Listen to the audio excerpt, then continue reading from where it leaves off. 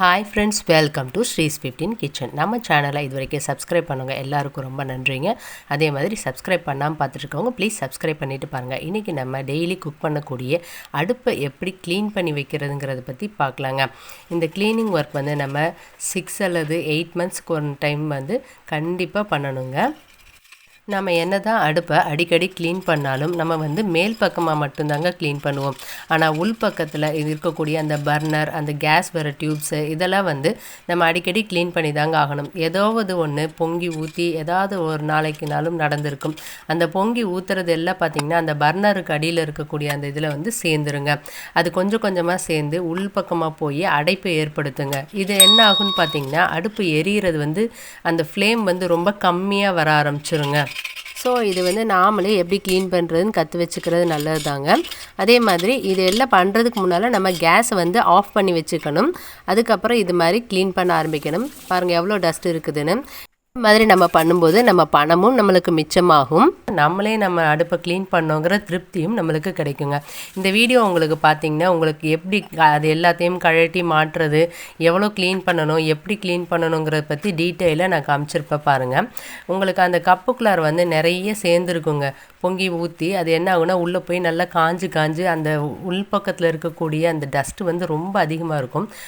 இந்த மாதிரி நம்மளால் டெய்லி வந்து க்ளீன் பண்ண முடியாதுங்க. ரெண்டாவது க்ளீன் பண்ணவும் கூடாதுங்க. இது மாதிரி நம்ம அடிக்கடி க்ளீன் பண்ணோம்னா சீக்கிரம் உள்பக்கத்தில் அந்த கேஸ் வரக்கூடிய டியூப்பில் வந்து துருப்பிடிச்சிருங்க. இதை நான் க்ளீன் பண்ணுறதுக்கு பார்த்திங்கன்னா சோப் ஃபஸ்ட்டு யூஸ் பண்ணிவிட்டு அதுக்கப்புறம் சோடா உப்பு, லெமன், அந்த சோப் லிக்விடு இது மூணையும் மிக்ஸ் பண்ணி நல்லா தேய்க்கும் போது நம்ம எண்ணெய் பிசுக்கு வந்து அந்த 4 கார்னர்லேயும் பார்த்திங்கன்னா அதிகமாக இருக்குங்க. அதையும் வந்து நம்ம ரொம்ப கை வச்சு தேய்க்க முடியாது. அந்த இடமெல்லாம் பார்த்திங்கன்னா கொஞ்சம் ஷார்ப்பாக இருக்கும். அதனால நம்ம வந்து பழைய டூத் ப்ரஷ் வந்து இதுக்கு யூஸ் பண்ணி இல்லைன்னா இதுக்காகவே நம்ம செப்பரேட்டாக வாங்கி வச்சுக்கலாங்க. இது மாதிரி சின்ன சின்ன டூல்ஸ் எல்லாம் கண்டிப்பாக கிச்சனுக்கு தேவைப்படுங்க. Toothbrush, plus and minus, screwdrivers, cutting pliers, wiper, இது மாதிரி ஐட்டம்ஸ் வந்து கண்டிப்பாக எல்லார் கிச்சன்லேயும் இருக்கணுங்க. நம்ம நிறைய செலவு பண்ணுறோம். இந்த மாதிரி தேவையான பொருட்கள் கண்டிப்பாக நம்ம கிச்சனுக்கு வாங்கி வச்சுக்கணுங்க. நான் வந்து இது 8 மந்த்ஸுக்கு அப்புறமா இப்போ க்ளீன் பண்ணுறேங்க. உள் பக்கத்தில் அதனால் அந்த அளவுக்கு அழுக்கு இல்லைங்க. உங்களுக்கு அதிகப்படியான அழுக்கு இருக்குதுன்னு நீங்கள் ஃபீல் பண்ணிங்கன்னா கொஞ்சம் நேரம் அப்படியே ஊற விட்டுருங்க.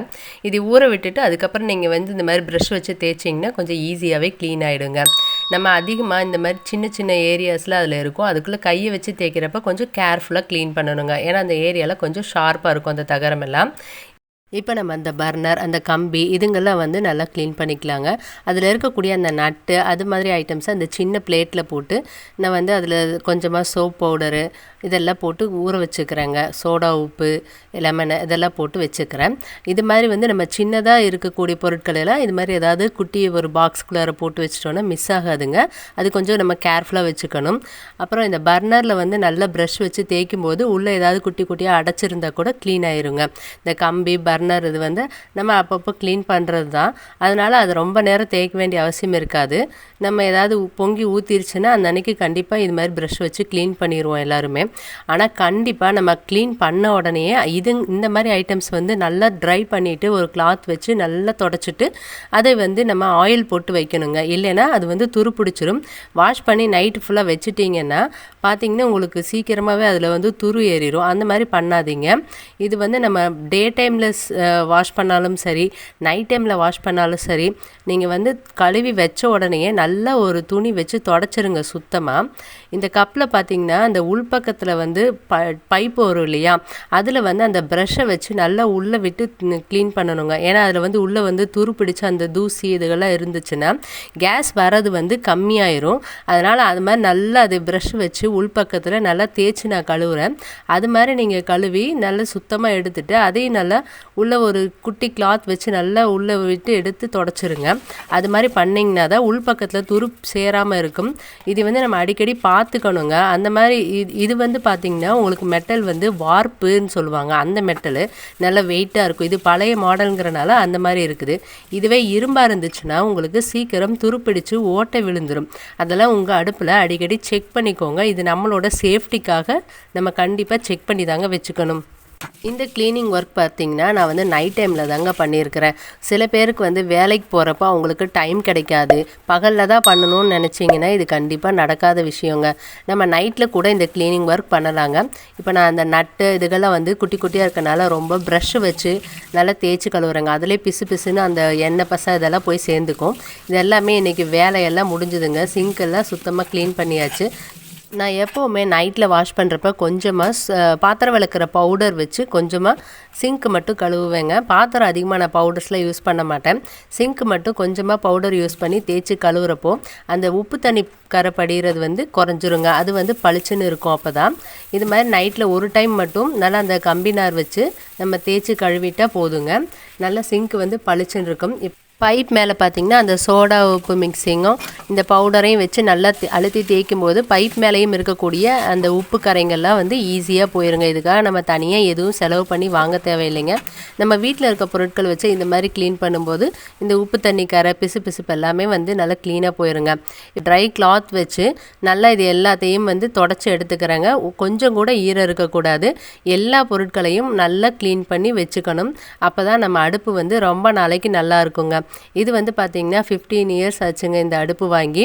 நல்லாவே இருக்குது. இன்னும் இப்போ வர்ற அடுப்புங்கள்லாம் இந்த அளவுக்கு ஸ்ட்ராங்காக இருக்குமான்னு எனக்கு தெரியல. இப்போ நான் வந்து இது தேங்காய் எண்ணெய் வச்சு நல்லா தொடச்சிக்கிறேங்க. கொஞ்சமாக தேங்காய் எண்ணெய் வந்து ஒரு சின்ன பிளேட்டில் எடுத்துக்கோங்க. இது மாதிரி ஒரு கிளாத்தில் வந்து நல்லா அதை தொட்டு எல்லா இடமும் நல்லா தொடச்சி வைங்க. இது வந்து நம்ம சிம் பண்ணுறது ஃப்ளேம் வந்து அதிகம் பண்ணுறது இருக்கு இல்லையா, அந்த இடத்துக்கு உள் பக்கத்தில் வந்து கொஞ்சம் அதிகமாகவே எண்ணெய் விட்டு வைங்க. அது ரொம்ப நல்லாயிருக்கும். அப்போ தான் அது குறைக்கும் போது அதிகம் பண்ணும்போது கொஞ்சம் ஸ்மூத்தாக இருக்குங்க. இப்போ நல்லா உள்பக்கத்தில் வந்து ஃபுல்லாக நல்லா ஆயில் அப்ளை பண்ணுறேன். முதல்ல பார்த்திங்கன்னா கொஞ்சம் அந்த ரவுண்டை சுற்றி கொஞ்சம் அழுக்கு இருந்தது. அப்புறம் அந்த 4 கார்னருக்குள்ளேயும் பார்த்திங்கன்னா நல்லாவே அழுக்கு இருந்தது. நல்லா தேய்ச்சி கழுவியாச்சுங்க சுத்தமாக. இது வந்து உள்பக்கத்தில் அந்த கேஸ் வர டியூபு, அதில் வந்து நல்லா தொடச்சிருங்க. அது துரு ஏறக்கூடாது.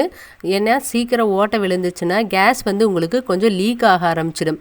அதனால் நல்லா தொடச்சிட்டு கோகோனட் ஆயில் போட்டு அப்ளை பண்ணி வச்சுருங்க. அப்போ தான் உங்கள் அடுப்பும் பல வருடங்களுக்கு நல்லா இருக்குங்க. எல்லாரும் மாதிரியும் நானும் கிளாஸ் டாப் வாங்கி வைக்கணும்னு ஆசைப்பட்டு ஸ்டார்டிங்கில் ஒரு அடுப்பு ஒரு 1 மந்த்து கூட என்னால் அதை முழுசாக யூஸ் பண்ண முடியலைங்க. அதை க்ளீன் பண்ணுறது வந்து ரொம்பவே கஷ்டமாக இருந்தது. இந்த மாதிரி வந்து ஈஸியாகவே இல்லைங்க அது. ஸோ இதையவே நான் வந்து கண்டினியூ பண்ணிட்டேன். இது வந்து 15 இயர்ஸ் ஆகிடுச்சுங்க. அடுப்பு இன்னுமே நல்லா தான் இருக்குது.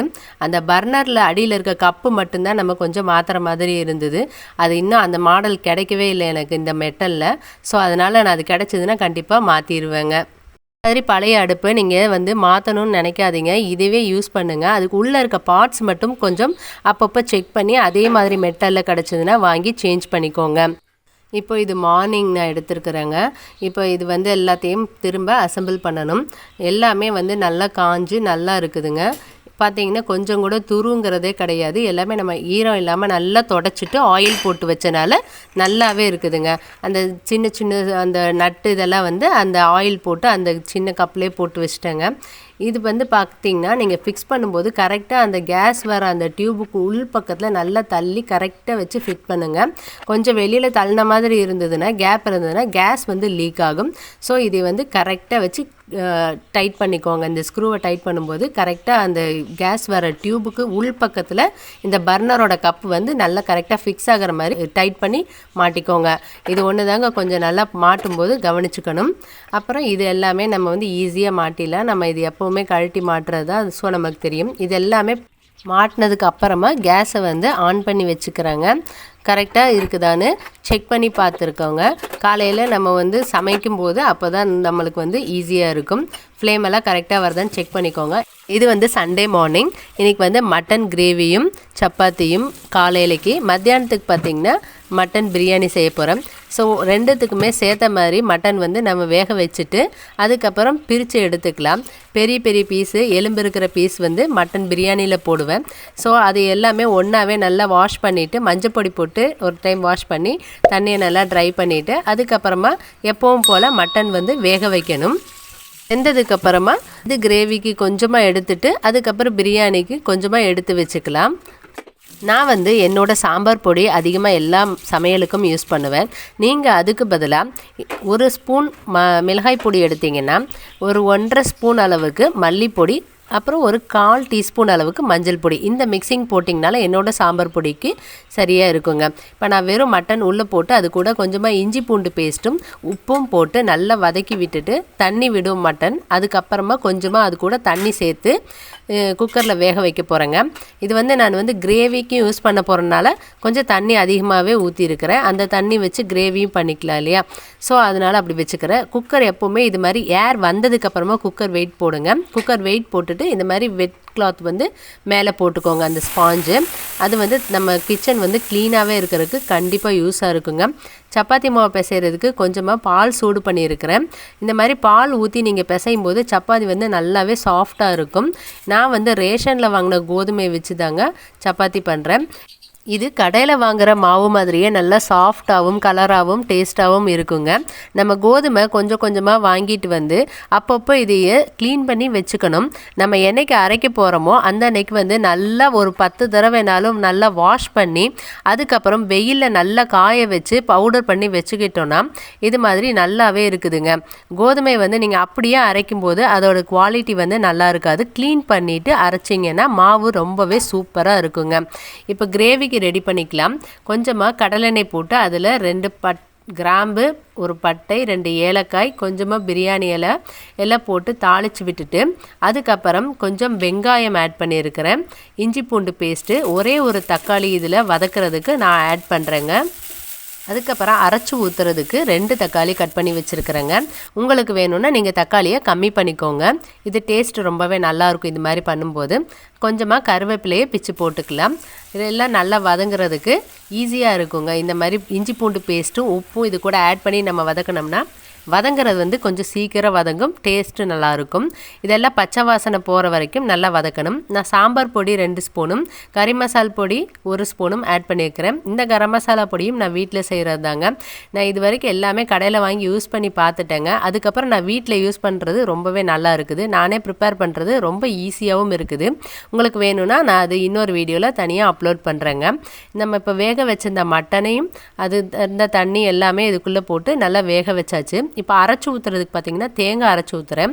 தேங்காய் வந்து இந்த மாதிரி நம்ம கட் பண்ணி போட்டோன்னா நல்லா தனியாக ஒரு தடவை அரைச்சிட்டு அதுக்கப்புறம் மித்த பொருட்கள்லாம் போட்டு அரைக்கும்போது நல்லாவே நைஸாக கிடைக்கும். இப்போ அதில் ஒரு பெரிய வெங்காயம், அந்த 2 தக்காளி, கொஞ்சம் சோம்பு, இவ்வளோ தாங்க. வேணும்னா கசகசா ஆட் பண்ணிக்கலாம். இதெல்லாம் நல்லா நைஸாக அரைச்சிக்கலாம். அரைச்சி அதை இதுக்கப்புறம் இதில் ஆட் பண்ணிக்கலாம். ஆட் பண்ணி கொஞ்சம் நேரம் கொதிக்க விட்டுட்டு பச்சை வாசனை போனதுக்கப்புறம் இதை எடுத்துக்கலாம். இப்போ இது ரெடி ஆகிட்டுருக்குது. இன்னும் கொஞ்சம் நேரம் கொதிச்சா போதும். அதுக்குள்ளே நான் சப்பாத்தி ரெடி பண்ண ஆரம்பிச்சிட்டேன்னா சாப்பிட்றதுக்கு கரெக்டாக இருக்குங்க. சப்பாத்தி பாருங்கள் எவ்வளோ சாஃப்டாக நல்லா உப்பி உப்பி வந்ததுங்க. சூப்பராக இருந்தது சப்பாத்தி. இப்போ சூப்பரான பிரேக்ஃபாஸ்ட் ரெடி ஆயிடுச்சுங்க. சாப்பிட்டாச்சு. நல்லா பசி. சாப்பிட்டு முடிச்சுட்டு ஒரு 5 நிமிஷம் ரெஸ்ட்டும் எடுத்துட்டேங்க. இன்றைக்கி ரெஸ்ட் எடுத்துகிட்டு இப்போ பார்த்தீங்கன்னா கிச்சன் க்ளீன் பண்ணணும். அடுத்து மத்தியானம் சமையல் பண்ணணும் இல்லையா? அதுக்காக இப்போ எல்லாத்தையும் நல்லா க்ளீன் பண்ணி வச்சுட்டேன். ஈஸியான வேலை தாங்க. ரொம்ப கம்மியான பாத்திரங்கள் தான் ஆயிருக்குது பாருங்கள். இது மாதிரி நம்ம ஒரே பாத்திரத்தை திருப்ப திருப்ப நம்ம யூஸ் பண்ணோன்னா தான் நம்மளுக்கு கிச்சன் எப்போவுமே க்ளீனாக இருக்குங்க. அதிகப்படியான பாத்திரங்கள் யூஸ் பண்ணும்போது பார்த்திங்கன்னா அதிகப்படியான ஜாமான் வந்து சிங்கில் சேர்ந்துட்டு தாங்க இருக்கும். ஒரே பொருளை வந்து நம்ம அப்பப்போ திருப்ப கழுவி ரீயூஸ் பண்ணும்போது தான் பாத்திரங்கள் வந்து குறைவாக இருக்கும் சிங்க்கை பார்த்தோன்னா தலை சுற்றுற அளவுக்கு நம்ம பாத்திரம் சேரக்கூடாது. அப்போ தான் நம்ம வேலை எப்போவுமே நம்மளுக்கு ஈஸியாக இருக்கும். அதிகமாக வேலை செய்கிறதுக்கும் நம்மளுக்கு இன்ட்ரெஸ்ட் வருங்க. ஸோ இந்த மாதிரி வீடியோஸ் நீங்கள் பார்க்குறப்ப தான் உங்களுக்கு அந்த இன்ட்ரெஸ்ட் வரும். ஸோ அந்த மாதிரி வீடியோஸ் போடுறதுக்கு எனக்கு நீங்கள் சப்போர்ட் பண்ணுங்கள். ஸ்ரீஸ் 15 கிச்சனை சப்ஸ்கிரைப் பண்ணி லைக் பண்ணி ஷேர் பண்ணி கமெண்ட் பண்ணுங்கள். பெல் ஐக்கானை கிளிக் பண்ணி வச்சிங்கன்னா அப்போ தான் நான் போடுற வீடியோஸ் உங்களுக்கு உடனுக்குடனே வருங்க. இப்போ இது எல்லாமே நான் க்ளீன் பண்ணும்போது பார்த்தீங்கன்னா குக்கரில் வந்து மத்தியானத்துக்கு பிரியாணிக்கு தேவையான மட்டன் வந்து வச்சுருக்கிறேன். அப்படியே அதை வந்து டைரெக்டாக யூஸ் பண்ணிக்கலாம். முக்கியமாக இதில் நம்ம மிக்ஸி ஜாரெலாம் யூஸ் பண்ணும்போது அதை வந்து நம்ம கையோட கழுவுறதுக்கு முடியலைன்னா கூட லைட்டாக ஒரு வாஷ் பண்ணி வச்சிடணுங்க. இல்லைன்னா உள்ளே வந்து காஞ்சிரும். ரொம்ப நேரம் தேய்க்கிற மாதிரி இருக்கும். அடிப்பக்கத்தில் தண்ணி வந்து நம்ம படாமல் கழுவணும். அதே மாதிரி கழுவி கமுத்தி வைக்கும்போதும் உள்பக்கத்தில் தண்ணி படாமல் பார்த்துக்கோங்க. அந்த அடிப்பக்கத்தில் தண்ணி பட்டுச்சுன்னா அது சீக்கிரம் வீணாக போயிடும். நான் அது ஏற்கனவே சொல்லியிருக்கிறேன். இருந்தாலும் மறுபடியும் சொல்கிறேன், ஞாபகத்தில் வச்சுக்கோங்க. ஃபுல்லாக வைப்பர் வச்சு நல்லா க்ளீன் பண்ணி சிங்க் வந்து க்ளீன் ஆயிடுச்சுங்க. ஏற்கனவே போட்ட வீடியோவில் இந்த செல்ஃபில் வந்து பிளாஸ்டிக் செல்ஃப் வைக்கிறனால நிறைய பாத்திரம் வைக்கலான்னு சொல்லியிருப்பேங்க. இப்போ பார்த்தீங்கனாலே உங்களுக்கு தெரியும் இதில் எவ்வளோ பாத்திரம் நான் விலக்கி கழுவி வச்சுக்கிறேன்னு. இதில் வந்து பார்த்திங்கன்னா நம்ம டிஃபன் பாக்ஸஸ்ஸு பாட்டில்ஸு இதெல்லாம் வந்து மூடியோட சேர்ந்த மாதிரி வைக்கணும். அதே மாதிரி நம்ம காஞ்சதுக்கப்புறம் அதை எல்லாத்தையும் கரெக்டாக க்ளோஸ் பண்ணி வச்சோன்னா தான் நம்ம அதை வந்து தேடாமல் எடுத்துக்க முடியும். அவசரத்துக்கு அப்போ தான் யூஸ் ஆகும். இது வந்து ஸ்பூன் போட்டு வைக்கிறதுக்கு நான் வந்து இதில் மாட்டி வச்சுருக்கிறேன். அடியில் இந்த மாதிரி ஓட்டையோடு இருக்கிறனால என்ன ஆகும்னா உங்களுக்கு தண்ணி வந்து அதில் நிற்காது. தண்ணி வந்து சீக்கிரம் ட்ரை ஆயிடும். நம்ம வீடியோஸ் பார்க்குறனால உங்களுக்கு இது மாதிரி நிறைய டிப்ஸ் கிடைச்சிட்டே இருக்குங்க. ஸோ நம்ம ஸ்ரீஸ் 15 கிச்சனை சப்ஸ்கிரைப் பண்ணி லைக் பண்ணி ஷேர் பண்ணி கமெண்ட் பண்ணுங்கள். பாருங்கள் கிச்சன் எவ்வளோ க்ளீன் ஆகிடுச்சுன்னு. நெக்ஸ்ட் வீடியோவில் சந்திப்போம். Thank you friends.